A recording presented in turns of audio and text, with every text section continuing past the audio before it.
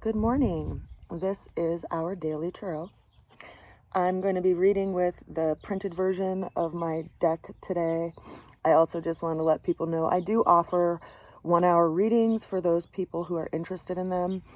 I know daily I do the 4-card reading, but when I sit with my friends and clients for the hour reading, we actually look at your astrology transits that are happening for the coming 6 months, and we also look at a 12-card layout. So I do an astrological layout where we look at each area of your life by the position of the cards. And those usually run about an hour to an hour and a half as a reading, depending on how many questions you have and how interested you are in the astrology transits that are going on. So if you are interested in getting a reading, you can write to me at rootsofalchemy@gmail.com, or of course, message me through any of the social media channels. Let's go ahead and get into today's tarot. The opening card that we have for today is the Cosmos card. Now, this is the World card in the traditional deck, and this is pointing out this possibility that we have in front of us to actually realize some big goal or dream that we have. It's a card of completion, and it's governed by Saturn. We consider that Saturn has been in Aquarius for the last 2 years or so. It is actually been creating this space of limitation in our lives and constriction. And so depending on where Aquarius sits in your natal chart, you've been seeing it in that area of your life. Now, interestingly enough, Saturn and Uranus had a couple of square transits last year. So we have the change that's been going on in society, which has been in a square relationship with this limitation in Aquarius that we've felt in our lives. And in many ways, because the North Node is also in Taurus, it's pointing to where we need to put our energy and our effort. Now, Saturn is the timekeeper of the zodiac. And when we have our Saturn return, that's when we are in this big turning point of our lives. Usually around the age of 29, people either get married or, quit their long-term job, or there's some big shift because they've had that revisit of what they've done with their time and their energy over that span of time. And so they kind of redirect themselves or anchor into things. So Saturn brings this level of responsibility to our lives. And consider that the last few days we've had Mars pass over the position that Saturn's been in astrologically. So we've felt this like motivating energy to shift something that has felt stagnant in our lives.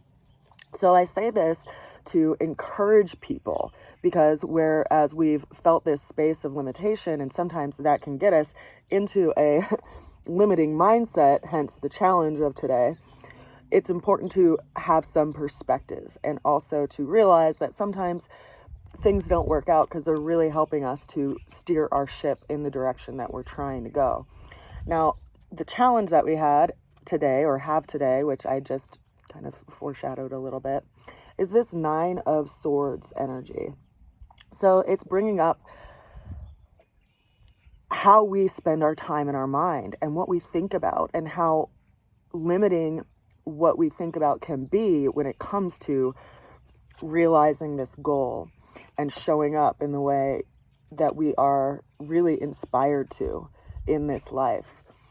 Because consider that if we're stuck in our heads, turning over things and trying to measure things with our mind, we're not doing much with our body. We're not doing much with our energy.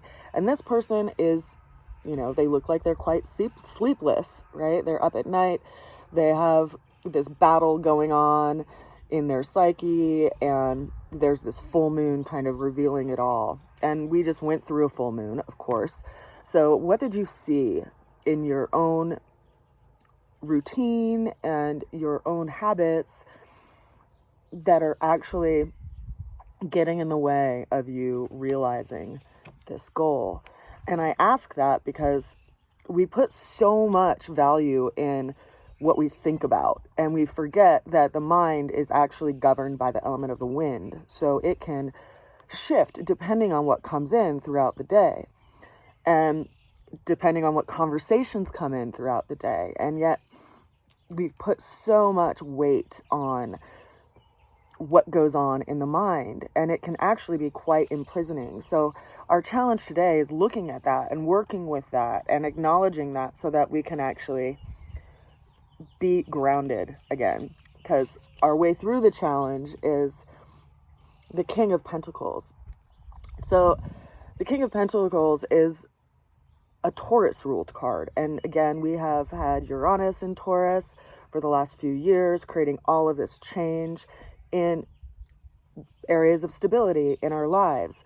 We also have the North Node that just shifted into Taurus earlier this year. So it's pointing at our value system and how we are anchored in our beliefs, and how can we use our beliefs as an anchor when the mind kind of runs away with us.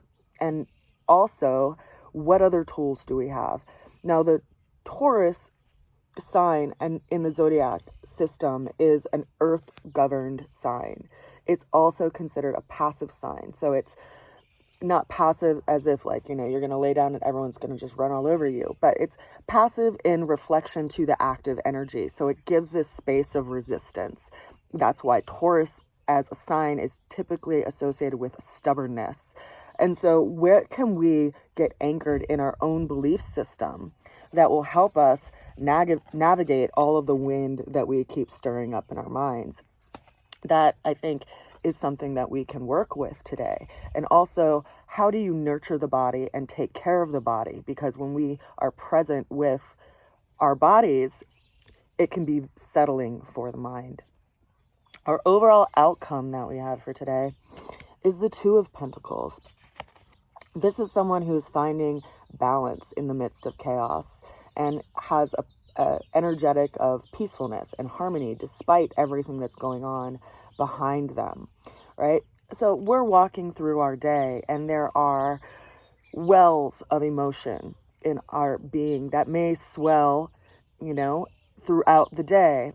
And that is going to be going on as an undercurrent, right? And then we also have this place that we're walking towards that we have to remain focused on so that we can keep our balance in all of this change that's happening around us. And we see this person who has 2 coins, and they're using those coins to find balance in this situation, which is interesting to me because it brings up how important it is to use our values as an anchor, right? And I say that in the way of, you know, like coming up with some kind of routine for yourself, like making sure you eat good food and making sure you know, drink water and take care of yourself. But there's also this thing that we have to look at in regard to where we put our time in the day, and do we actually take the time to put it towards those things that we truly do value, because that will give us an anchor in the midst of all this change. Like, for instance, I'm spending a lot more time outside working with the garden and preparing things to start growing food, because, you know, we can wake up in the morning much like this guy, right? Oh no, what's going on? What have I done?